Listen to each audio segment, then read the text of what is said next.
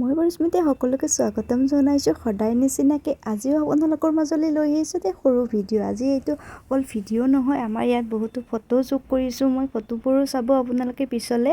আৰু ইউটিউবত ভিডিঅ' কৰিম বুলি মই এই ভিডিঅ' ক্লিপবোৰ ৰখা নাছিলোঁ। আচলতে মই ৰীলহে বনাইছিলোঁ।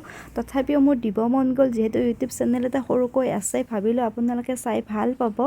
আৰু এই সকলোখিনিয়ে সৰু সৰু ক্লিপ যোগ কৰি মই আপোনালোকৰ মাজলৈ লৈ আহিছোঁ। কেনেকুৱা পায় আমাৰ এই ভিডিঅ'টো চাই পেলাই এটা লাইক কৰি দিব আৰু কমেণ্ট কৰিও জনাব।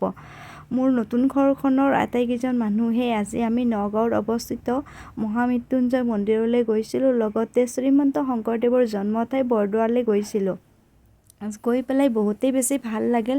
আপোনালোকে যদি কোনোবাই যোৱা নাই এতিয়ালৈকে যাব, মনটো বহুত বেছি ভাল লাগিব। আৰু এতিয়া আমি আছোঁ নগাঁৱৰে মহামৃত্যুঞ্জয় মন্দিৰ, আৰু তাৰ পৰা আহিয়ে বৰদোৱাত।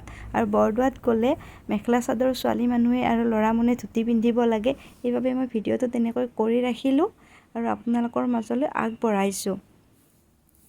এতিয়া পিছৰখিনি চাই থাকক আৰু নিজেই নিজক কেনেকুৱা দেখিছোঁ সেইটো চাবলৈও এটা সৰুকৈ ভিডিঅ' বনাইছিলোঁ, সেইটোও ইয়াত মই যোগ কৰি দিছোঁ। আপোনালোকে ক'ব মোক কেনেকুৱা দেখিছে। আৰু ভিডিঅ'টোৰ শেষত এটা কমেণ্ট কৰিবলৈ নাপাহৰিব। আজিলৈ আহিছোঁ, ধন্যবাদ।